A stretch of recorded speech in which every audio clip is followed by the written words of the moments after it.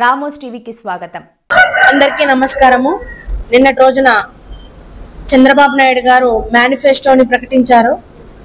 సాధ్యం కాని హామీలు ఇచ్చారని వాళ్ళతో జతగట్టినటువంటి కూటమి పార్టీలే మధ్యలో నుంచి వెళ్ళిపోవడము, వారి చంద్రబాబు నాయుడు గారికి ఆదేశాలు ఇవ్వడం అనేది మనం చూస్తూ ఉంటే ఎటువంటి అమలు కాని హామీలను చంద్రబాబు నాయుడు గారు మేనిఫెస్టోలో పెట్టి మరొకసారి కూడా ప్రజలను మోసపూరితమైనటువంటి హామీలతో అధికారంలోకి వస్తాను అని చెప్పకనే సూచనలు ఇస్తా ఉన్నారు.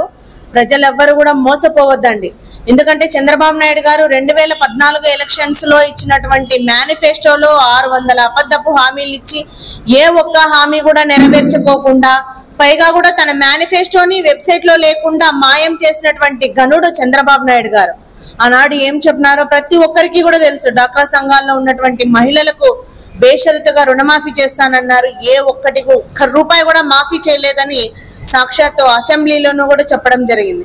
నిరుద్యోగ యువతకు ఉద్యోగ అవకాశం కల్పిస్తామన్నారు.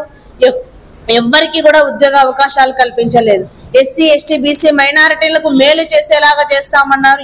ఒక్కటి కూడా చంద్రబాబు నాయుడు గారు చేసిన పాపాన పోలేదు. మళ్ళీ నిన్నటి రోజున అమలు కాని సాధ్యం కానటువంటి మేనిఫెస్టోని ప్రకటించడం అనేది ప్రజలందరూ కూడా ఆలోచన చేస్తా ఉన్నారు. ఎందుకంటే జగనన్న ఏదైతే మేనిఫెస్టోలో 2019లో పొందుపరిచి నవరత్నాలు ఇచ్చారో ఆ నవరత్నాలన్నిటినీ కూడా అమలు చేసి ఈ 2024 ఎలక్షన్స్ లో ఓటు అడగడానికి పోతా ఉన్నారు.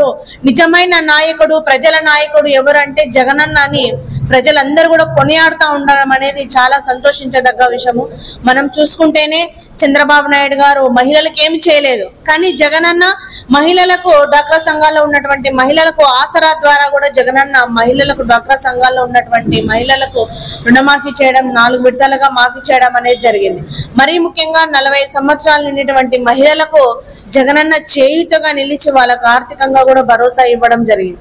అలాగే నిరుద్యోగ యువతకు చంద్రబాబు నాయుడు గారు అవకాశాలు ఇవ్వలేకపోయినారు, కానీ జగనన్న సచివాలయాలు తీసుకొచ్చి 1,40,000కు పైగా కూడా ఉద్యోగ అవకాశాలు కల్పించి యువతకు అందరికీ కూడా ప్రోత్సాహం అందించారు. అలాగే అవతాతలకు చంద్రబాబు నాయుడు గారు 2000 ఎలక్షన్ కంటే ముందు 1000 రూపాయలు ఇస్తూ ఎలక్షన్ టైంలో 2000 పెంచడం జరిగింది. కానీ జగనన్న 3000 ఇస్తానన్నాడు. దాన్ని విడతల వారీగా కూడా పెంచుకుంటూ అవ్వతాతలకు కూడా అండగా నిలిచారు. ఈ రోజు జగనన్న విద్యా వ్యవస్థలోనే విప్లవాత్మకమైన మార్పులు తీసుకొని వచ్చారు జగనన్న. ఈ రోజు ప్రజలందరూ కూడా జగనన్నకి మద్దతు తెలుపుతా ఉన్నారు. చంద్రబాబు నాయుడు గారు ఈ ఎలక్షన్ లో ఇటువంటి అబద్ధపు మేనిఫెస్టో చెప్తేనే వస్తాము, లేకపోతే తెలుగుదేశం పార్టీకి పుట్టగతులు ఉండవనే ఆలోచనతోటేనే ఇటువంటి సాధ్యం గాని అమలు గాని హామీలని చంద్రబాబు నాయుడు గారు ప్రజల ముందు పెడతా ఉన్నారు. అయ్యా చంద్రబాబు నాయుడు గారు, మీరు చెప్పే బూటపు మాటలు నమ్మడానికి ప్రజలు ఎవరు కూడా సిద్ధంగా లేరు. ఎందుకంటే జగనన్న ప్రజాపాలన చేస్తూ, ప్రజల వద్దకే పరిపాలన చేస్తూ, ప్రజల్లో అనునిత్యము ఉంటూ ప్రజలకు సేవ చేసే నాయకుడు జగనన్న అని ఈ రోజు ప్రజలందరూ కూడా సంపూర్ణమైనటువంటి మద్దతు, పరిపూర్ణమైనటువంటి మద్దతు తెలుపుతూ ఈ రోజు జగనన్నకు అండగా నిలిచారు. ఈ రోజు జగనన్న కూడా మరొకసారి కూడా నవరత్నాలని పెంపొందించుతూ ప్రజల్లోకి తీసుకొని వచ్చారు. దాన్ని ఆ మేనిఫెస్టోని చూసి ప్రజలందరూ కూడా జగనన్న చెప్పినారంటే చేస్తారు. వైఎస్ఆర్ మహిళలకు, డ్వాక్రాలో మహిళలకు 3 లక్షల రూపాయలు సున్నా వడ్డీ ఇస్తామన్నారు. జగనన్న ఖచ్చితంగా ఇస్తాడని మహిళలే చెప్తా ఉన్నారు.